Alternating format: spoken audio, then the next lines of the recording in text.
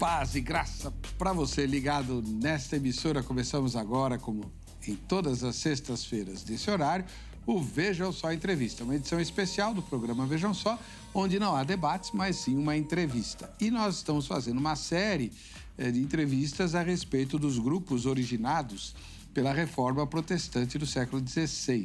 Estamos na eminência, na esteira do 55º aniversário da Reforma, 505 anos em que o movimento iniciado lá na Alemanha por Lutero ganhou o mundo e ganhou grandes proporções e diferenças ao longo desse tempo todo, né? Mais de meio milênio. E uma das consequências do movimento da Reforma foi o surgimento daquilo que nós conhecemos como calvinismo, ou as igrejas calvinistas. Calvino foi uma pessoa, né? Calvinismo é uma coisa, Calvino é outra. E sobre as duas coisas nós vamos hoje conversar, já que o movimento calvinista talvez seja um dos mais conhecidos e identificados com a Reforma Protestante lá do século XVI, aqui no Brasil, né? Por conta principalmente das noções e ideias que nem sempre são lá muito adequadas ou corretas sobre predestinação, uma vez salvo, salvo para sempre, coisas que você certamente já ouviu e que estão vinculadas a essa noção popular que temos sobre o calvinismo. Para que a gente possa aproveitar esse aniversário da Reforma e elucidar ou aprender o máximo possível a respeito dos diversos grupos, nós temos tido aí uma série de entrevistas. Hoje nós vamos conversar com um professor, né, do Instituto Andrew Jumper, que é um instituto de pós-graduação da Igreja Presbiteriana do Brasil, vinculado à Universidade Mackenzie, o reverendo professor Dr. Dario de Araújo Cardoso. Paz e graça, o senhor tá bom? Paz e graça, graças a Deus, tudo bem, Heber? Uma alegria estar celebrando essa data tão importante da nossa história, junto com sua audiência e aqui no Vejam Só. Bom, além de dar aula na pós-graduação, o senhor pastoreia uma igreja local muito importante, né? Também histórica aqui em São Paulo. Onde fica? Sim, eu pastorei a Igreja Presbiteriana de Vila Maria, na zona norte de São Paulo, Rua da Gávea 753. Nós estamos comemorando 73 anos nesse mês de setembro. Nossos cultos aos domingos regulares, 9 da manhã e 19 horas à noite. Será um prazer também receber os irmãos e amigos por lá. A Paulette foi de lá, né? Muitos anos. Sim, sim. Agora ela está vizinha de mim lá. Ainda não visitei a Paulette, que eu estou morando em Extrema, ela mora na cidade vizinha. Mas a gente ainda vai se encontrar esse lá. Interior de São Paulo, esse início de Minas é muito bom, né? O pessoal lá da Rua da Gávea e da Presbiteriana Independente, que é vizinha, né? Tem um pessoal lá, o Henrique e tudo, estão lá em Extrema. E vira e mexe a gente encontra. E tem a família lá, né? Da Darcy, da Ivete, do seu Oswaldo. Oswaldo, né? Exatamente. Que é presbítero. Presbítero lá em Vila Maria. Grande abraço, seu Oswaldo. É um ósculo santo aí para todo esse povo, né, que tem bastante moradores lá em Extrema, nossos vizinhos. Pois bem, a gente vai assistir a matéria que apresenta a ideia, ou apresenta o calvinismo de forma assim embrionária, para depois o reverendo Dario nos explicar direitinho o que é e como funciona essa proposta ou esse grupo oriundo do movimento iniciado na Alemanha. Vejam só. O final da Idade Média foi um período marcado por uma grande efervescência política, social e religiosa. Podemos destacar na área política a Guerra dos 100 Anos, entre a Inglaterra e a França. No aspecto social, fomes periódicas e o terrível flagelo da peste bubônica ou peste negra. O sentimento dominante era de insegurança, ansiedade, melancolia e pessimismo. Na área religiosa, houve uma ruptura do ideal da cristandade. A sociedade, sob a liderança da Igreja e dos papas, estava ameaçada. A religiosidade era meritória, com missas pelos mortos, crença no purgatório e invocação dos santos e Maria. Ao mesmo tempo, havia grande ressentimento contra a Igreja, por causa dos abusos praticados e do desvio dos seus propósitos. Isso é ilustrado pela situação do papado no final do século XV e início do século XVI. Leão X, o papa contemporâneo de Lutero, teria dito quando foi eleito: "Agora que Deus nos deu o papado, vamos desfrutá-lo." Havia muita insatisfação, tanto dos governantes como do povo em relação à igreja, principalmente ao alto clero e a Roma. Na área espiritual, havia insegurança e ansiedade acerca da salvação em virtude de uma religiosidade baseada em obras, também chamada de religiosidade contábil ou matemática da salvação. Esse é o cenário que fortaleceu a reforma. Vamos conversar mais sobre isso e aprender sobre o desenvolvimento do pensamento calvinista nesse cenário. Fique ligado, o Vejam Só já está no ar. Muito bom, obrigado aí, o Zeca que produz o texto, a Denise que faz a locução, né? E a escolha das imagens, como eu disse na escalada de abertura, o Vejam Só Entrevista está dedicando esses últimos programas a repercutir ou a esclarecer os diversos grupos, ou os principais, né, vinculados ao movimento da reforma do século XVI, que começou por Lutero. A gente já viu o arminianismo, já entrevistamos, né? Não sei se já foi exibido, mas enfim, o arminianismo, o luteranismo e hoje é o dia do calvinismo, né? Que é, a meu ver, o grupo mais, assim, entre aspas, famoso, por conta da doutrina da predestinação. Então, já começo aí. É justa essa ideia de que calvinismo e predestinação são, sei lá, sinônimos? Ou predestinação ser o apelido do calvinismo? Eu não posso chamar de injusta, Éder, porque, de fato, essa é uma doutrina que caracteriza o pensamento calvinista e o difere de outros pensamentos majoritários, né, e que nós encontramos na sociedade. Mas, certamente, não é o pensamento principal ou que governa a visão calvinista, né? A ideia da predestinação é uma decorrência de alguns princípios que o calvinismo assumiu, entre eles, né, o bem conhecido da soberania de Deus, que é aceito por todos, né, de forma geral, mas um aspecto específico dessa soberania que nos causa algum desconforto foi defendido historicamente pelos calvinistas em grandes polêmicas, e isso fez com que essa doutrina marcasse de forma mais presente o pensamento calvinista. Então, podemos dizer que é meio a meio. Muito bom.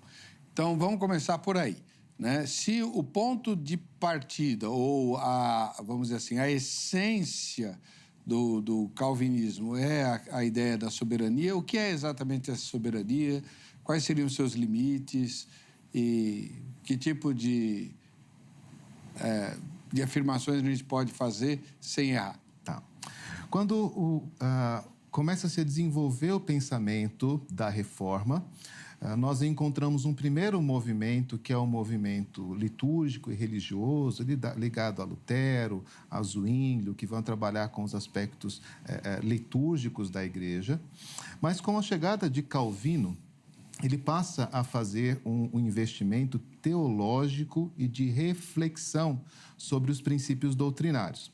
O princípio somente a Escritura é o princípio que é consagrado pela Reforma, e neste princípio, a afirmação de que Deus é soberano sobre a criação e sobre o destino de todos os homens ganhou ênfase porque a Bíblia traz esta ênfase. Ela começa mostrando Deus como Criador e mostra Deus conduzindo cada evento até que ele chegue até o seu ponto final, que é a restauração de todas as coisas. Ao fazer esse quadro do governo de Deus, as ações dos homens e o modo como os homens se relacionam com esse governo precisou ser discutida. E nesse momento é que entram os conflitos. Os calvinistas entendem que Deus, na sua providência, governa tudo o que acontece. Cada evento é, de alguma forma, conduzido por Deus, e a Bíblia confere a Deus esse governo em todas as coisas. Então, quando o movimento calvinista protestante vai tratar daquelas mudanças ocorridas na Reforma, eles não atribuem a si mesmos ou a sua própria inteligência, mas uma graça de Deus, uma dádiva de Deus, restaurando a sua própria igreja. Então, essa ação de Deus ativa na história e nos governos, que é reconhecida de forma geral, gerou uma pergunta que é a aceitação desta mensagem do Evangelho está ou não está debaixo dessa soberania? E é nesse momento que começam as discussões mais intrincadas, né? Porque quando nós falamos de que Deus governa o nosso país, ou Deus governa a nossa história, ou quando nós oramos pedindo a Deus que abra uma porta de emprego, nós entendemos que Deus é soberano. Mas quando eu penso assim, quem é que faz o entrevistador escolher o meu currículo e o outro não, aí eu já tenho mais dificuldade de enxergar essa soberania. O que fizeram os calvinistas? Eles não temeram de dar esta resposta. Ele diz, esse entrevistador, ele decide livremente, mas ao mesmo tempo ele cumpre e faz a vontade de Deus. E quando nós chegamos na salvação, que é o tema mais importante de todo homem, certo? Se você vai ser empregado ou não, não é tão importante, mas o seu destino eterno também tem essa mesma questão. E o calvinista, com coragem, afirmou que Deus também é soberano sobre esta decisão e, de um modo que às vezes a gente, de fato, tem dificuldade de explicar, concilia a sua decisão soberana, prévia e decisiva, com a decisão livre, mas que cumpre os seus propósitos na vida de cada homem. Então, vamos trocar em miúdos aí, reverendo. O senhor é professor, né? Sim. E, então, vai saber fazer isso muito bem. Eu o conheço há vários anos, o senhor é parceiro do Vejam Só e faz isso de forma muito brilhante. É possível que essa conciliação entre a vontade de Deus e a liberdade do homem seja baseada na presciência de Deus, como os arminianos falam? Tá. Então, novamente, por que é que a soberania é o tema importante, Heber? Quando nós estamos falando de soberania, nós estamos perguntando quem é que decide. A presciência diz assim, o homem decidiu, mas Deus é sábio. E ele sabe, ele entende as coisas antes. Então, Deus não tem o poder de decisão, ele tem o poder de conhecimento. Isso. Tá? Essa é a presciência. O calvinista entende de presciência e crê na presciência, mas a razão do calvinista não é porque Deus sabe antes, é porque Deus decidiu o que ia acontecer. Então, a presciência de Deus, na verdade, é a autodeterminação divina em fazer alguma coisa. Sempre dou este exemplo, né? Quando eu estou dando aula sobre livros proféticos, e a questão da presciência é bem ilustrada ali. Quando Deus anuncia que a Síria vem destruir Samaria, ou que os babilônios vêm destruir Jerusalém, ele o faz muito antes dessas coisas acontecerem. Alguém pode dizer, porque Deus sabia que isto ia acontecer. É possível. Mas não é isso que o texto bíblico diz. Ele diz que por causa dos pecados determinados do rei, ele vai mandar os assírios, ele vai mandar os babilônios. Então, isto é soberania. O rei assírio, o rei babilônio fez o que quis fazer, mas Deus muito antes disse, eu vou mandar. Eu dou esse exemplo para os meus alunos. Quando eu estou numa sala de aula e digo assim, eu vou apagar a luz dali a 1 minuto, eu não estou fazendo uma previsão. Eu estou fazendo uma predição. Eu estou dizendo antes aquilo que eu vou fazer. Então, a ideia de soberania está aí, certo? A presciência é eu saber que a luz vai ser apagada dali a 1 minuto e eu avisar as pessoas. Isso é presciência. Mas predição e soberania é quando eu digo, daqui a 1 minuto eu vou apagar a luz. E a luz apaga. Certo? E apaga porque eu apertei um botão, mas ela tem uma série de outras razões concorrentes para que isso aconteça. Então, quando nós discutimos, ou discordamos do arminiano sobre a presciência, é por isso. Na nossa visão, o conceito de presciência diminui a soberania de Deus. Quem decidiu foi o homem. Deus só apenas usou a informação privilegiada. Ele assiste a história, ele tem dados que são favoráveis a ele, e ele, então, manipula esses dados para chegar no plano que ele quer. Não, isso Pode ser algum princípio bom, mas não é suficiente para a nossa visão sobre a soberania de Deus. Então, reverendo, mas aí, vamos lá. Porque o grande problema, especialmente hoje, não sei se no século XVI, né? Ou XVII, mas hoje é você mexer com a liberdade humana. Sim. Né? Na fala do irmão, Deus é ele que decide. Uhum. Ele é o Senhor, é o soberano, ele decide, ponto final. Então, ele que escolheu. Porém, quando a gente lê as Escrituras, tanto do Antigo quanto do Novo Testamento, começa ao fim, você encontra exortações repetidas, faça isso, não faça aquilo, e Deus apela e fala. O senhor mencionou os profetas. Os livros dos profetas menores, o livro de Oséias, então, é assim, escancarado.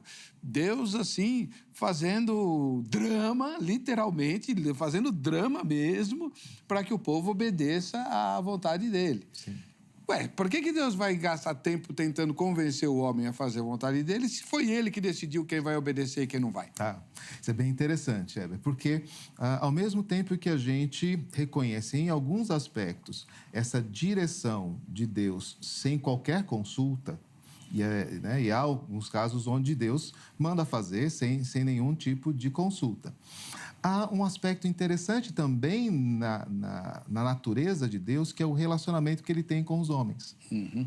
Então, ainda que ele pudesse ordenar, Deus, ele provoca situações onde o homem responde voluntariamente a ele e esse amor se torna recíproco. A ideia é assim, Heber. Deus podia me amar e me salvar quando ele quisesse. Mas, no propósito dele, ele quer também que eu o ame. E nesse propósito de ter também o meu amor, ele vai estabelecer situações onde eu aprenda a amá-lo. No caso do arrependimento, ele poderia julgar e punir quem ele quisesse, ou impedir que alguém fizesse algum pecado. Mas ele, ao nos criar, também nos criou como responsáveis. E nesse aspecto, sim, há um mistério, mas há uma declaração direta de Deus.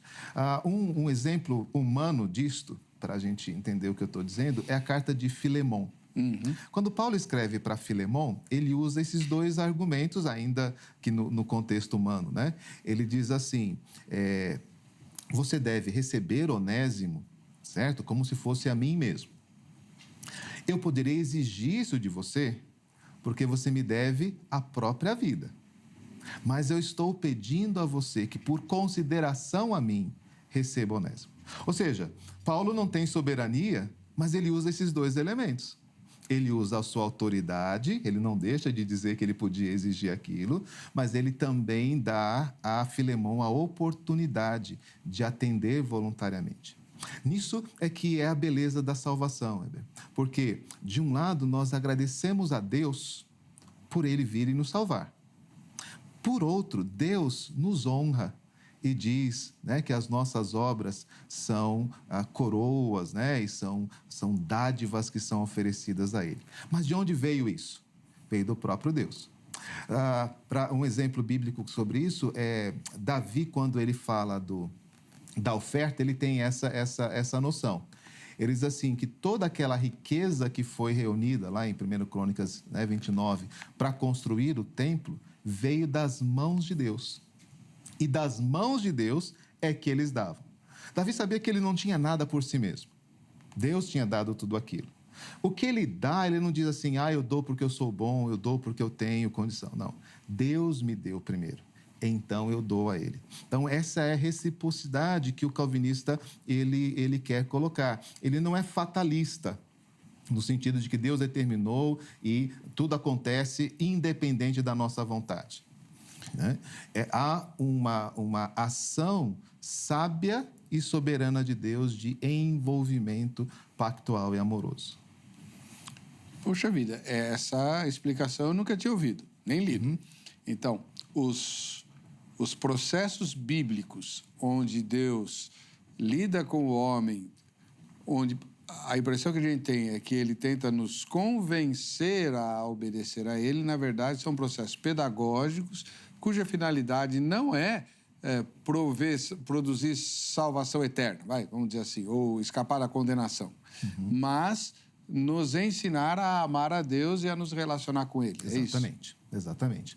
Um caso específico, né, e bem conhecido é o de Pedro, quando ele vai negar Jesus. Né? Então, ali naquele dia, Jesus disse: Pedro, Satanás pediu, né, a sua cabeça, né? Pediu para peneirar você. Eu intercedi por você para que você não desfaleça. Então, qual é a causa de Pedro não ter abandonado Jesus? Certo? Não foi a sua justiça, porque ele negou Jesus efetivamente, certo? Mas Jesus intercedeu por ele para que ele não desfalecesse. Aí ele diz: quando você se recuperar, ajuda os seus irmãos. Então, veja, Pedro, Jesus está garantindo a Pedro. Pedro diz: não, Senhor, não se preocupa comigo não, que eu não vou dar fora. Certo? Jesus diz: Pedro, não é assim. Você vai me negar 3 vezes. Mas está tudo certo. Eu já garanti que você não vai se desviar. Agora eu quero que você vá e cuide dos seus irmãos. Então, é essa relação. A salvação de Pedro está garantida, mas ele tem um trabalho, né? Ele tem que demonstrar esta salvação de alguma forma. E Judas? E Judas? O que faltou a Judas? Exatamente esta soberania. Jesus disse isso lá em João 17, né? Eu guardei os que me deram do mundo, menos o filho da perdição. Judas pecou tanto quanto Pedro, quanto os demais naquele processo. A única coisa que faltou a ele foi Jesus ter guardado. É isso que é muito caro para o calvinista. Porque a liberdade humana é uma necessidade, uma coisa preciosa e algo que devemos exercer com responsabilidade, mas é falha. Daí um outro conceito calvinista muito importante, que é a depravação humana. Se dependesse de nós, da nossa boa vontade, do nosso amor, nenhum de nós escaparia.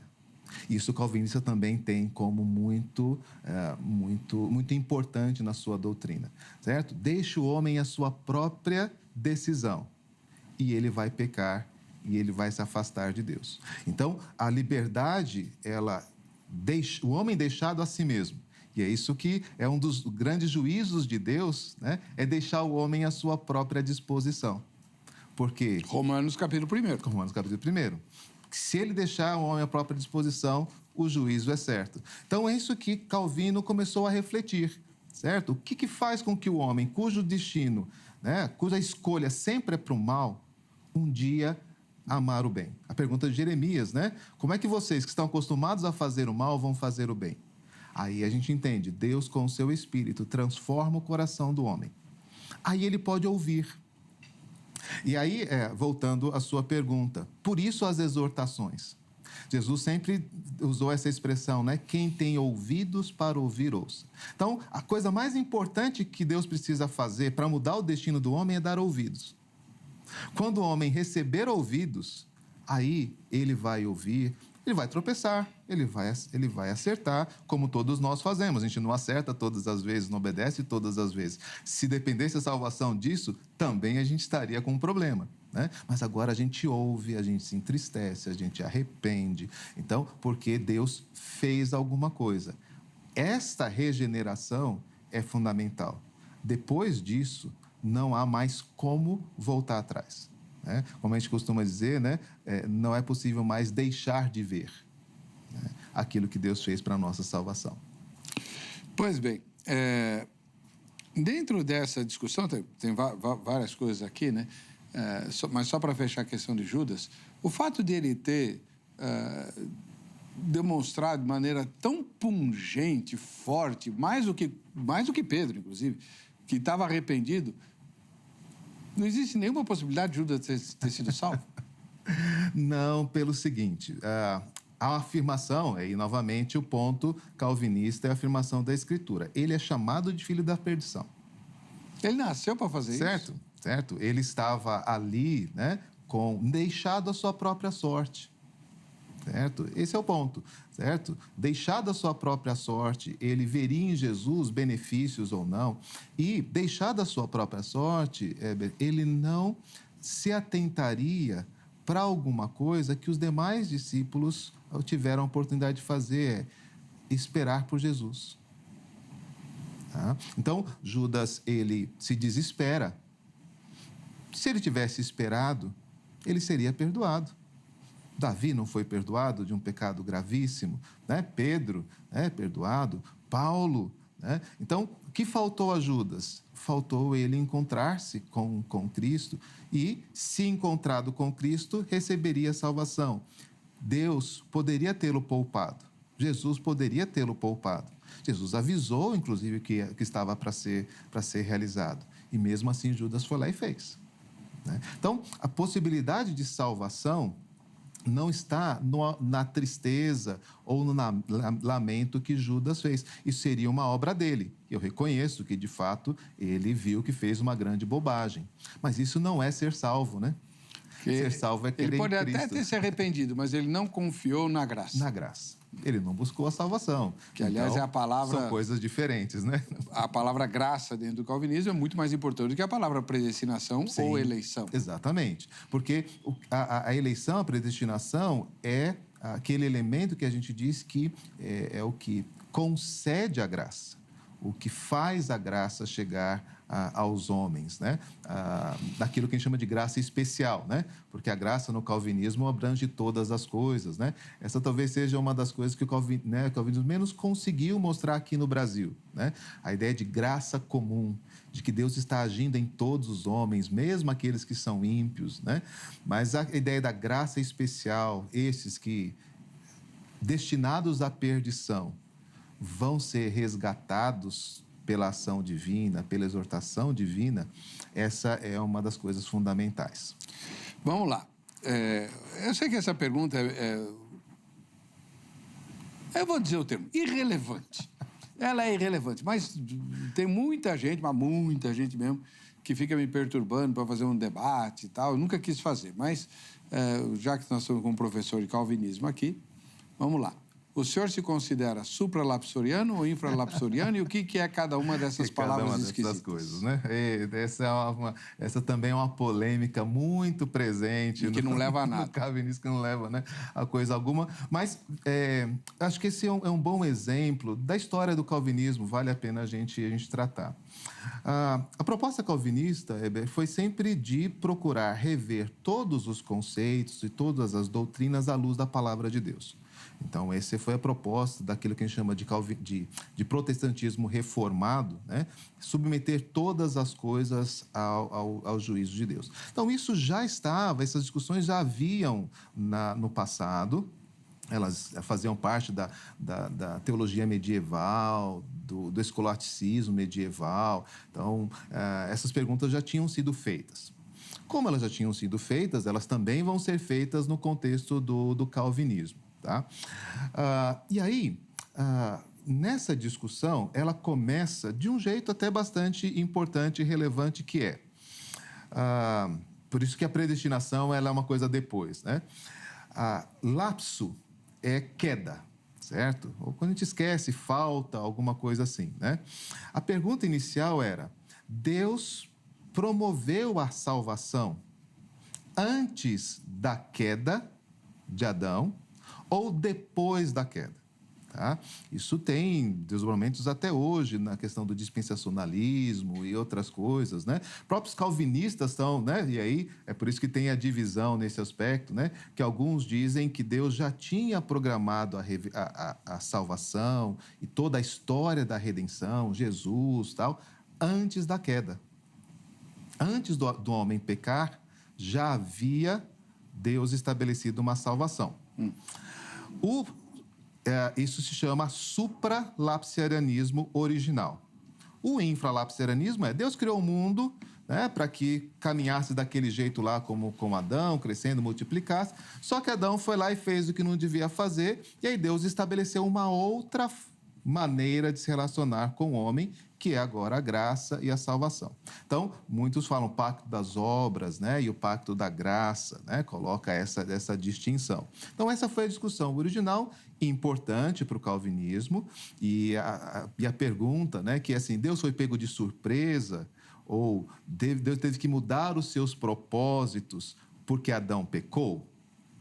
Aí o calvinista, de forma majoritária, por tudo aquilo que nós já falamos, ele vai dizer, não, Deus não pode ter sido pego de surpresa. Se existe um propósito de salvação, ele tem que ser antes da queda. Tá? E a queda, ela é um passo desses desdobramentos todos. Então, a maioria dos calvinistas caminhou isso para essa condição, e isso é mais ou menos tranquilo, né, para os calvinistas de forma geral, que nos diferencia dos dispensacionalistas, por exemplo. Tá? Só que aí o homem não tem, né, limites, né? E a nossa curiosidade não vai no limite. E aí alguém perguntou, antes da queda, quanto? Certo? E aí a gente vê textos que diz que o cordeiro foi imolado antes da fundação do mundo. Tá? Que é um texto bíblico. Então, a morte de Cristo já estava estabelecida antes que o mundo fosse feito. Daí chegamos a esse problema que é altamente especulativo, né? Como você disse, né? Na minha visão também irrelevante, mas uma pergunta justa, né? Lá na eternidade, o que Deus decidiu primeiro? Deus decidiu primeiro que os homens seriam salvos por Cristo, e então disse que para serem salvos haveria uma queda. Ou, se primeiro ele disse, vai haver uma queda, e desses que caíram, vai haver, né, alguns que vão ser salvos em Cristo. Tá certo? Para mim não faz diferença. É tentar colocar uma ordem lógica nos decretos divinos. O ordo salutis. Certo, exatamente, que vem primeiro, que vem depois. Certo? E a gente quer fazer aquilo que Paulo mesmo disse, né? Quem é que vai conhecer a mente do Senhor? Certo? Então, eu até tenho uma opinião sobre isso, Weber, mas assim, eu prefiro até não dar, porque é muita arrogância da minha parte dizer assim, Deus tem que pensar isso primeiro e depois pensar aquilo. Certo? Não, certo? Não, reverendo, do ponto de vista humano, nosso, tem uma diferença, assim, significativa. Sim. Naquilo que a gente chama de teologia filosófica, né? Não é bíblica, é filosófica. Presta atenção. Se lá na eternidade, a hora que Deus está fazendo a ordem dos decretos, por isso que em latim é ordo salutis, a ordem dos decretos ligados à salvação. Deus decreta a queda do homem depois... Não, perdão. Vou explicar melhor. Então, Deus tem uma lista da ordem dos decretos. Quando é que ele elege os salvos? Essa é a pergunta. O decreto da eleição. Vou eleger, né, o reverendario para ser salvo. Se Deus eleger os salvos antes do decreto da queda, então, em tese, quando houve a escolha dos salvos, todos eram santos. Porque ninguém tinha pecado. Exato. A queda vem depois. A queda vem para condenar os perdidos, né? Então, tá. Então, esse é o supralapsorianismo. Exatamente. Então, Deus elege soberanamente os salvos e os perdidos antes de permitir a queda, antes do decreto que permite a queda. Os infralapsorianos são aqueles que dizem, não, isso é muita maldade. Então, Deus faz o seguinte, Deus cria o homem, permite a queda. Uma vez que ele permite a queda, ou determina a queda, todos estão perdidos. Aí ele elege os salvos e deixa o resto lá que já está perdido.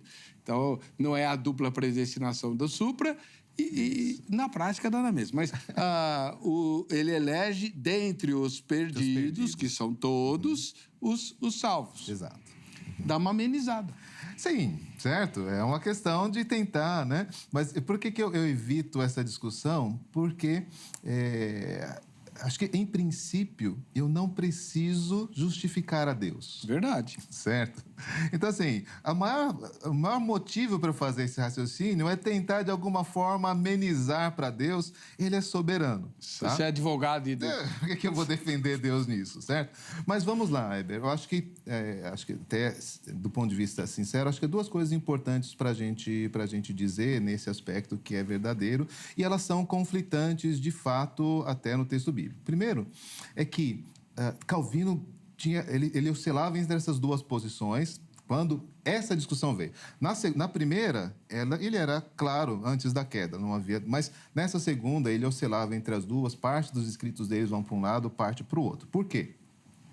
Porque há textos bíblicos que diz que Deus criou vasos para honra e vasos para desonra. Romanos 9. Certo? Romanos 9, por exemplo. Então, isso significa que na concepção de cada um de nós, uns foram criados salvos, outros foram criados para a perdição. Provérbios vai dizer que, né, Deus fez, né, para todas as coisas, né, inclusive o ímpio para o dia da calamidade. Certo? Então, há um aspecto que, para mostrar a grandeza da sua glória, por isso que eu não justifico Deus. É verdade. Certo? Ele resolveu fazer salvos e não salvos. Para ter salvos e não salvos, tinha que ter uma queda, certo? Porque isso aconteceria. Então, esse é o supralapsarianismo. Mas, ao mesmo tempo, nós encontramos no próprio livro de Romanos, quando Paulo discorre sobre essas coisas, ele diz que Deus escolheu colocar todos debaixo do pecado para usar de misericórdia com alguns. É o infralapsariano, certo? Na mesma carta de Romanos, nós encontramos as duas posições teóricas sendo manifestadas, certo? E é por isso que eu, nessa discussão, embora a gente entenda, né, que ela não está aí por acaso, né? Mas por isso que eu digo, a Bíblia, ela dá esses dois espaços, né? E se a intenção é justificar Deus, eu estou fora, certo? Então, reverendo, mas aí a gente cai numa acusação dos arminianos, que talvez seja a mais grave de todas, é a seguinte: isso torna Deus o autor do mal. Sim, e eu como calvinista, certo? Eu como calvinista tenho que admitir que é verdade, certo? E nem vou, né, usar, né, o texto de Isaías, né, porque ele é mal utilizado nesse princípio, né? Quando ele fala que Deus cria o bem e cria o mal, ele está falando das coisas boas e ruins que acontecem no dia a dia, né? Não é o mal moral. Não é o mal moral, né? Ali. Mas eu, né, pessoalmente, eu entendo que isso é verdade, certo? E aí, por isso que eu digo, soberania é o ponto principal. Deixa então me justificar nisso, né? Primeiro, a confissão de Westminster diz que Deus não é autor do mal, certo? Então, ao me posicionar assim, certo? Eu reconheço que eu estou indo contra uma afirmação clássica do calvinismo, que na confissão de fé de Westminster, quando trata destas coisas, diz que Deus não é o autor do mal, né? O que tem, né, que é um grande revés para a minha posição.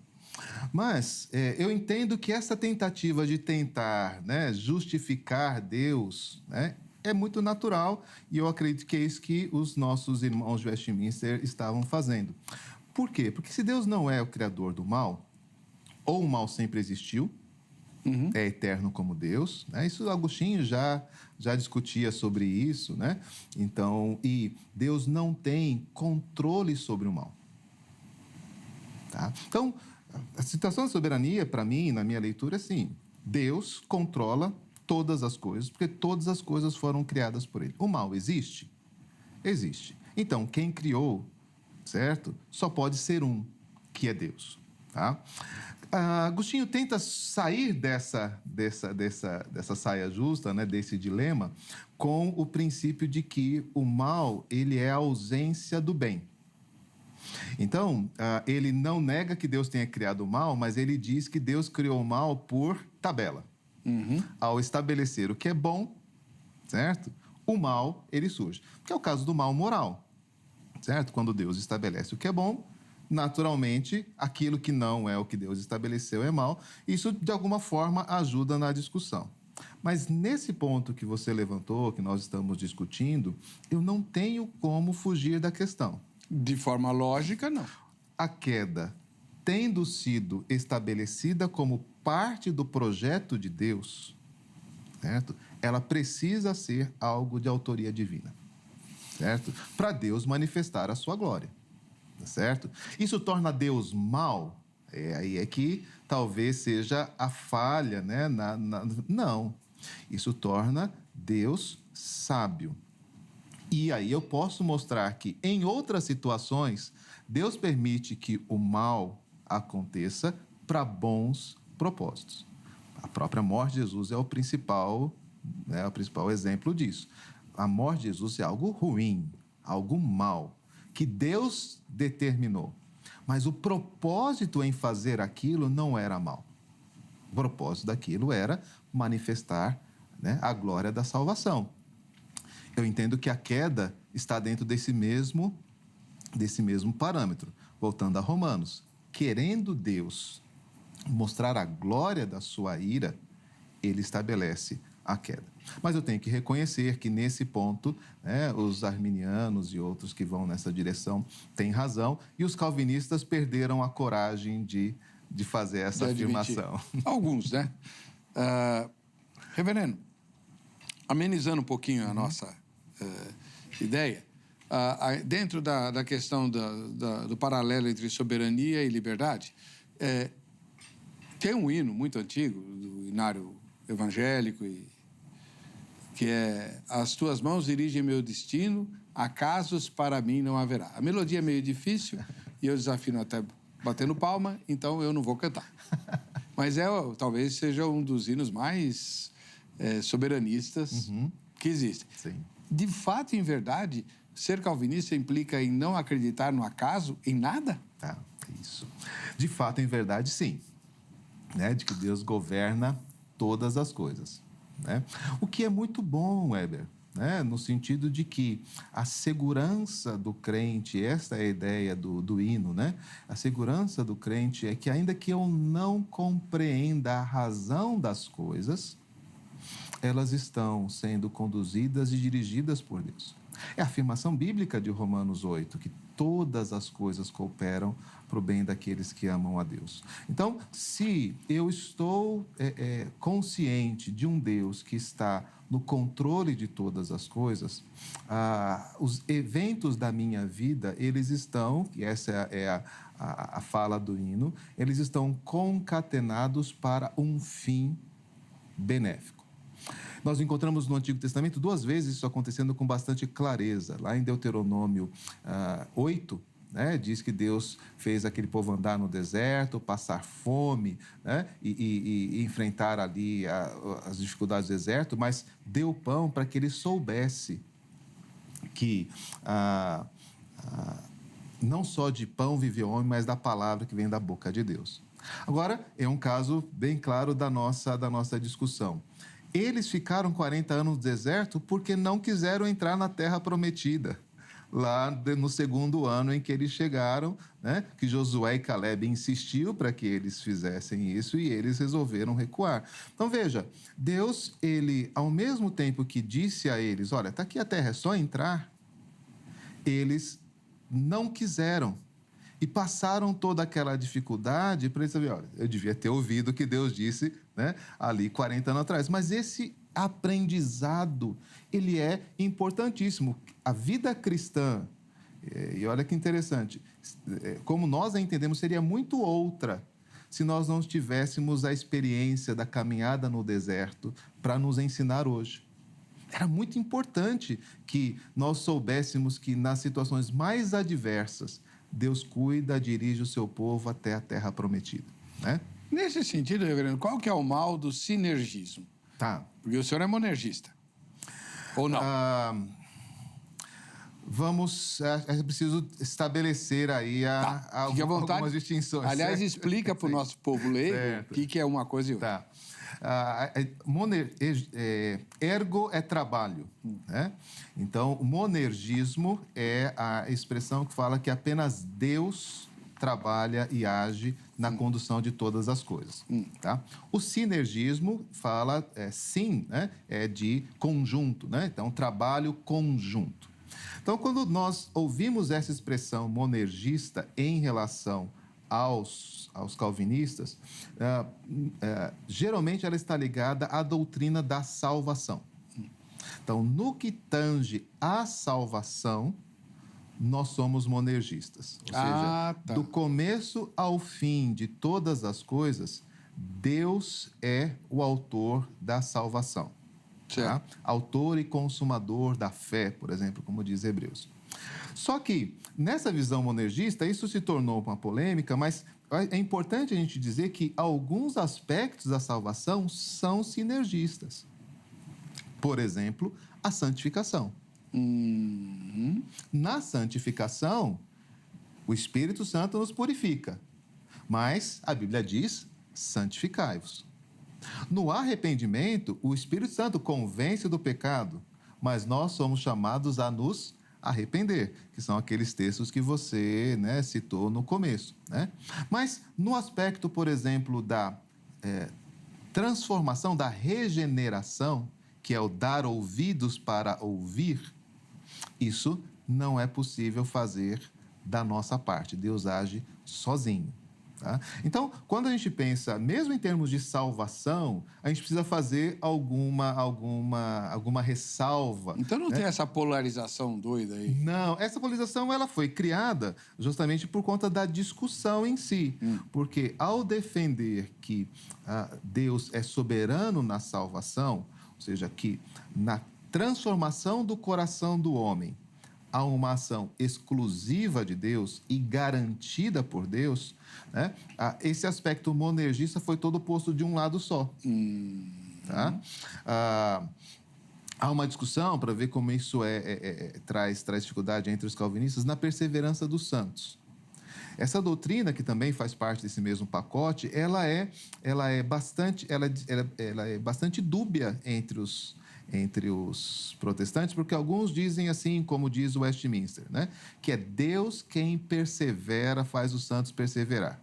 Então, lá no capítulo sobre perseverança, diz, ainda que os crentes possam abandonar a fé, possam cair em determinados pecados, em que a luz do evangelho se afaste, certo? Deus os recuperará e os trará de volta. Então, é Deus que persevera, certo? Já várias outras linhas trabalham essa ideia de perseverança dos santos, né, que é o nome que pegou, que é os santos nunca desistem. Né? Ou seja, quem é crente, certo, nunca vai deixar de fazer ou de voltar ao seu trabalho. Então, veja, eu tenho uma versão da perseverança que é monergista, que é o chamado uma vez salvo, salvo para sempre. Certo? Mas a doutrina não é esta, de que você pode fazer o que você quiser e você vai ser salvo. Não, a doutrina é Deus age de tal forma em você que mesmo quando você se desviar, você vai se arrepender e vai voltar. Então há um sinergismo aqui, ainda que eu tenha a maior parte da ação em Deus. Ok? Então, agora, quando a gente fala das outras coisas todas, certo? A doutrina da providência, geralmente é sinergista, certo? Quando Deus... somente nos milagres é que Deus age. É por isso sozinho, que é milagre, né? Sozinho, certo? Todas as outras coisas ele age em concursos, né? Em ação junta com os outros homens. Legal. Vamos lá. Uma das coisas que... os não calvinistas, principalmente os neopentecostais, quando eu vim trabalhar aqui, há mais de 20 anos, isso ficou muito evidente. Eu vinha do mundo histórico, presbiteriano e tal, e a pregação da igreja neopentecostal não se reduz à cura e prosperidade como os inimigos da fé costumam colocar aí, muito crente embarca nessa. Não é só isso, não. Mas havia uma diferença bastante grande de ênfase no valor. Enquanto que Efésios capítulo número 2 é o ponto de partida e de chegada do calvinismo, você é um morto que só fede, que não pode fazer nada e a graça tem que fazer tudo por você. Na pregação neopentecostal, a ênfase é outra. Deus fez tudo por você porque você, para Deus, tem valor. Então, resgata a autoestima. Sim. O que, pelo menos para mim, naquele momento, foi fundamental. Né? Foi extraordinário. Enquanto... O que eu vou falar é da minha experiência, tá? Não estou dizendo que isso é verdade. No meu caso, a crença... calvinista mais forte me tornava um sujeito assim muito assim, sem esperança. Se eu não for eleito, não adianta nada. Na pregação neopentecostal do valor da alma para Cristo, né? Peraí, não é bem assim. Deus moveu mundos e fundos para me resgatar. Então eu não sou só um cara que fede, né? E aí? Sim. É difícil desfazer, desvencilhar isso, porque é fato que o calvinismo histórico, ele se expressou muito, a discussão foi muito ferrenha nesse ponto da depravação total do homem, da sua incapacidade para a salvação. E, então, essa é uma visão humana, né, do homem depreciativa, né, e que está muito presente, de fato. Ela tem a sua justificativa porque, como o calvinista está olhando para Deus e para a sua santidade, então essa distinção ela se torna muito forte, muito evidente. É a reação de Isaías. Certo, exatamente, estou perdido, certo?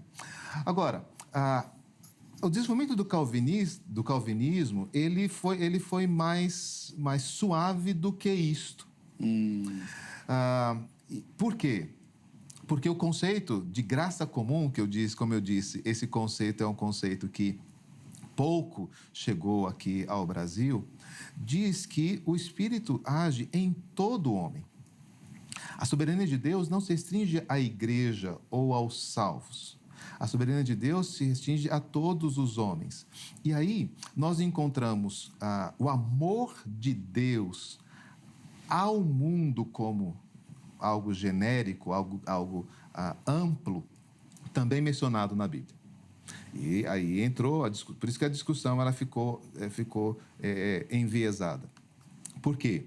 Porque todo homem tem valor na sua identidade como criatura do Senhor, como imagem e semelhança de Deus. Então, muitas linhas do calvinismo histórico, né, elas se desenvolveram nessa questão de que todo homem é imagem de Deus.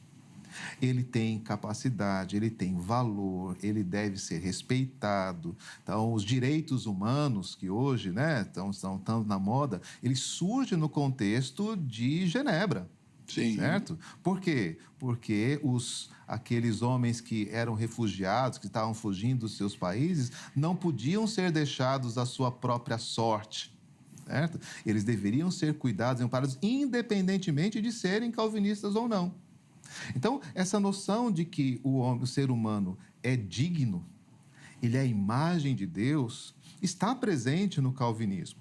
Tiago vai trazer isso, né? O pobre, né, se glorie na sua dignidade, né? Agora, o rico, veja a sua insignificância. Então, talvez o que falte às vezes, né, e a experiência que você relata, de fato é real, às vezes a gente vai para um polo e esquece o outro. Mas também como reação. Nós vivemos hoje um momento do humanismo absurdamente exacerbado, né? Algo assim impensável 50 anos atrás. Não estamos falando de 200 anos atrás. 50 anos atrás, o que a gente vê hoje como resultado do humanismo e do endeusamento do homem e sua liberdade e seu desejo eram impensáveis. Pelo menos aqui no Brasil era. Sim. Sim. Tá? Então, esse processo é um processo que a gente precisa sempre buscar o equilíbrio, né? Então, às vezes, nós estamos querendo nos engrandecer. E aí vem a palavra e nos humilha. Mas o texto bíblico diz que aquele que se humilha será exaltado. Então, esse movimento está acontecendo o tempo todo, né? Certo? E qual é o equilíbrio dele? Aí é que talvez a gente veja as grandes belezas do Evangelho. O equilíbrio dele está em Jesus Cristo. Verdadeiro Deus e verdadeiro homem. Então, nós encontramos na pessoa de Jesus Cristo a plenitude da glória de Deus. Tanto a humilhação, o sofrimento, o escárnio, a depreciação, quanto a honra, o nome que está acima de todo nome. Então, quando é dito a nós que nós seremos transformados à imagem de Cristo, eu acho que aqui está o ponto de equilíbrio, tanto naquilo que é o protestantismo histórico, quanto que é o protestantismo pentecostal. O centro de todas as coisas, e essa é uma coisa que nas nossas lições eu tenho, na nossa igreja eu tenho trabalhado, não é propriamente Deus. O centro é Jesus Cristo.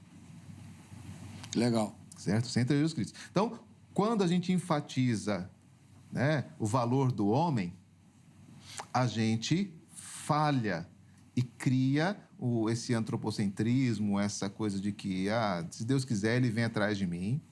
Quando a gente enfatiza demais Deus, nesse sentido que a gente está colocando, a gente esquece de que ele é amoroso, de que ele é bondoso. E aí o chamado hipercalvinismo será, Deus é soberano, ele faz o que ele quiser, né? A palavra de Eli desdém, né? Deus é soberano, ele faz o que ele quiser. Não, não é isso não. Deus é soberano e na sua soberania ele desceu para salvar o homem em Jesus Cristo. Isso para mim é extraordinário. Já que o senhor falou de hipercalvinismo, me permita uma provocação. Sim. Mas o irmão fica à vontade se não quiser responder. Né? Tem havido um reavivamento calvinista bastante forte nos últimos tempos, não apenas no Brasil, mas também, principalmente fora, por conta de pregações que se popularizaram pela internet, né? Vídeos do John Piper, por exemplo, e os livros dele. O senhor acha isso bom ou ruim? Eu acho isso bom, no sentido do pêndulo, né? Eu creio que nós passamos muito tempo numa visão humanista da salvação. E pessoas como John Piper, ele ressalta este lado, né, mais da adoração. Isso é muito importante para o John Piper, né? Que nós fomos criados para a glória de Deus e para a adoração do Senhor, o que é verdade. Né? Sim. Certo? Agora, eu acho que a gente tem que, nesse ponto e nessa leitura, pensar no seguinte: ele está falando à igreja de um modo geral, falando à nossa época. Eu não posso dizer, nem tenho essa informação, de qual é a relação pastoral dele com os crentes da sua igreja. Mas eu desconfio que no ministério pastoral e local as ênfases sejam mais equilibradas, né, do que na discussão pública, onde eu preciso fincar muito claramente as minhas posições. Então, o que o Piper faz é puxar um pouco, né, o pêndulo para esse aspecto da adoração, o que tem sido, na minha leitura, né, uma influência muito importante no mundo pentecostal. Sim, certo? Porque é onde ele faz sucesso. Isso, que não vai comprar, certo, a mensagem toda. Então, vão continuar sendo pentecostais. Aí certo? que está, reverendo. Uma das queixas que eu sempre tive e continuo tendo em relação à igreja histórica, principalmente a presbiteriana. Eu fui batizado na igreja da Lapa, presbiteriana da Lapa, tal, já lhe contei. Nós não darmos assim espaço para um envolvimento mais, eu vou usar a palavra íntimo, e não racional, mais emotivo na adoração. Né? Por isso que o Piper faz sucesso entre os pentecostais, onde não tem limite, né? A emoção lá domina e tal, é outro polo. Né? Porém, nós cantamos hinos maravilhosos, capazes de arrepiar o cabelo de boneca. Mas a gente canta como se fosse um bando de defunto. Sem manifestar nada. Misericórdia, velho. Sim. Não, isso não está certo também, não. Por isso que eu falo do pêndulo. Né? E aí, a beleza da igreja, Heber, certo? Porque essas disputas, né? E nós temos, né, tido o prazer de orientar, de trazer informação, né? Mas a gente sempre tem que lembrar que nós somos uma igreja só. Então. Um corpo só. Pois é. Certo? Então, eu não posso imaginar, Heber, né, como teólogo agora dizendo, né, que toda a verdade esteja na igreja presbiteriana, porque isso me tornaria um sectário. Certo? Então, a lógica teológica me diz que eu tenho um aspecto e sirvo a Deus conforme eu compreendi, e esse aspecto é verdadeiro. Mas eu tenho irmãos em Cristo na igreja pentecostal que o fazem com a mesma sinceridade de coração, onde, em alguns aspectos onde eu me dediquei mais, eu posso criticá-los, mas certamente em aspectos onde eles se dedicaram mais, há crítica sobre nós. Então, nessa questão da adoração, é um ponto. certo? Ou seja, quem de fato conhece a Deus, né, e tem, né, convivência com Deus, teria mais ânimo em cantar os hinos, certo? Ou pregar o evangelho. Vamos para uma coisa mais séria? Ah, mas aí não. Certo? Vou contar para o senhor uma experiência pessoal. pessoal. E pentecostais são bem diferentes desse compromisso. Com certeza. Eu moro numa cidadezinha bem pequena, que é Extrema. E de domingo dá uma vontade terrível de você começar o culto numa igreja onde tem mais, assim, adoração. Eu não estou falando de reteté, tá? Eu estou falando de adoração, de sentir realmente o Deus triuno, governante do universo, tanto infinito grande quanto infinito pequeno, ou me ouvindo. Né? Então, isso é impossível de fazer simplesmente falando palavras. Envolve o corpo, a alma e o espírito. Mas, na hora da mensagem, correr para a igreja presbiteriana, porque o sermão do pastor presbiteriano lá é sensacional. É de tirar o chapéu. Viu? É muito legal. Só tem uma presbiteriana lá e o pastor lá é muito bom na pregação. Então, essa noção de corpo, né? Então, um dia, todas essas qualidades estarão juntas. Amém. Aí, certo? Mas, até para que a gente seja provado, seja aperfeiçoado, né? Então, é muito importante que a gente olhe para o mundo pentecostal e aprenda e cresça espiritualmente. Assim como o mundo pentecostal, é importante que olhe para o mundo histórico, cresça e aprenda. Aqueles que saírem desse trilho, né, de servir a Cristo, vão ser postos de lado. Certo? Eu estourei o tempo do bloco, porque a minha escuta falhou, mas vamos lá. Então, rapidinho para você que está aí querendo conhecer melhor as Escrituras, depois dessas aulas todas que você tem visto, dessas coisas todas que são faladas aqui, né? Pega o telefone da Academia Teológica da Graça de Deus. Se você é da minha geração, gosta de falar com pessoas, liga no horário comercial durante a semana. 0 operadora 11 3115 0819. A grade tem cursos bíblicos em plataforma do ensino à distância. Em qualquer lugar você pode assistir. E tem outros cursos que são presenciais, você se informa direitinho. Caso você já seja de uma geração mais nova do que a minha e gosta de lidar com coisas tecnológicas, entra no site agrade.com.br, lá você vai ter tudo o que você precisa, tá bom? E falando em site, conheça o site da nossa emissora, rittv.com.br. Lá você pode descer além em mim, fazer crítica, dar sugestão, dizer quem você quer ver entrevistado aqui, que a gente vai se esforçar para te atender, tá bom? A gente volta já com Vejam Só a Entrevista.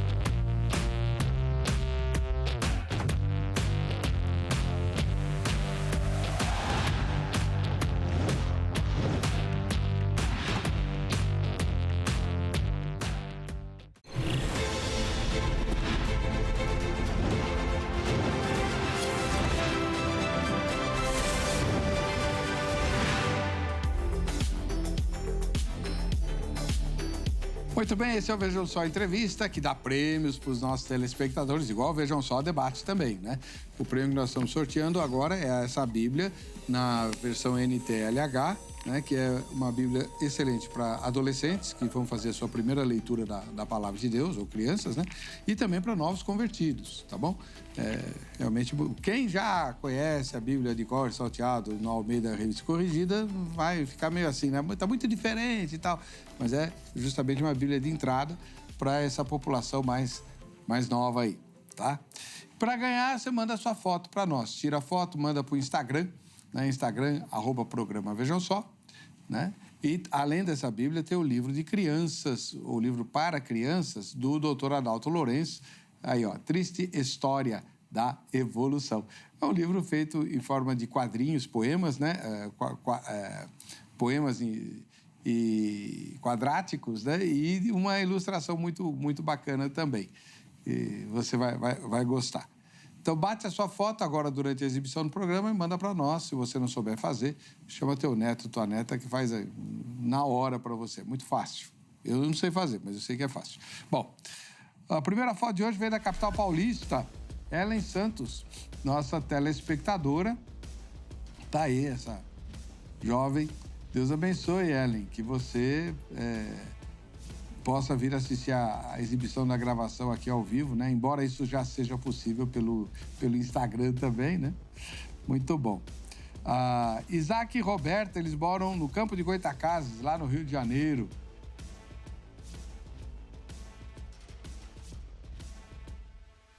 E em Bragança Paulista, lá pertinho de mim, em Extrema, o Bragança, o Rafael Miyoshi, é nosso telespectador. Opa, ô Rafael, qualquer hora a gente se cruza lá em Bragança, né? Vira e mexe, a gente vai para lá fazer compra. Deus abençoe você, viu? Muito obrigado pela sua audiência. Bom, o Enilson Ferreira publicou o seguinte comentário a respeito. Geralmente, os comentários vêm como repercussão à nossa enquete. Então, vamos pôr a enquete de novo no ar para a gente entender os comentários, né? Vamos lá? Ainda que não esteja totalmente convicto, mas pelo que já sabe, nesse momento, você se considera calvinista ou arminiano ou arminiana, né? Tá aí. O Enilson publicou o seguinte: me sinto inclinado ao calvinismo, pois é a linha teológica que melhor se harmoniza com a Bíblia. Né? Quando a gente fez o programa sobre arminianismo, descreveram a mesma coisa sobre os arminianos. É gozado isso aqui. Embora a gente tenha que reconhecer, o trabalho calvinista de sistematização das doutrinas é fora de série e ajuda demais a elucidar as questões, né? Tanto é que muitos alunos, né, durante o seminário, né, reverendo, eles se encantam com essa forma tão fácil de encaixar as coisas, mas chega uma hora em que as coisas não encaixam mais. E eu vou dizer para você por que não encaixam mais. Porque Deus não é um sistema. Exatamente. Você também não se encaixa em nenhum sistema, porque você não é um sistema. Deus muito menos do que nós. Então, aí fica a coisa de fora mesmo, não tem jeito. Marcelo Araújo publicou o seguinte: quando analiso a linha calvinista, me sinto uma marionete. Acho que Deus, em seu amor, não é assim. Reverendo, o senhor tem a palavra. Essa é um sentimento muito comum, né? Primeiro, a questão é a experiência própria desta pessoa, né? Marcelo, é isso? Marcelo. Né? Não é de estar sendo, né, manipulado. Então, essa é a realidade, e o calvinista não vai negar essa realidade de que ele toma suas próprias decisões, de que ele toma as suas próprias escolhas, né? E ele não está sendo conduzido em nenhum momento contra a sua vontade. A pergunta é: o que é que domina ou o que é que motiva a vontade dele? Nesse processo de Deus, de soberania de Deus, nós estamos falando de inclinações do coração, daquele lugar onde nenhum de nós chega. Então, quando Deus coloca em nós, né, e é interessante isso, porque um pentecostal tem muito disso, né? Sim, muito. Né, de ser movido por Deus. Totalmente, certo? Então, como é que alguém diz, eu sou movido por Deus, e não reconhece essa questão da soberania de Deus, né? Então, é porque às vezes há essa caricatura, né? De que nós, Sim. assim, eu não queria, mas tive que fazer porque Deus predestinou. Ou eu queria, mas Deus não quis me salvar. Não.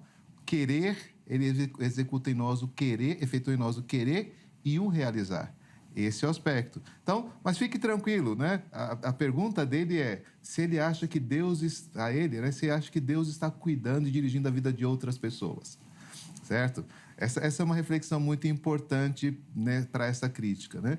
A noção de cuidado de Deus está muito relacionada a isso, Weber. Senão, a gente está, né, à mercê dos acasos.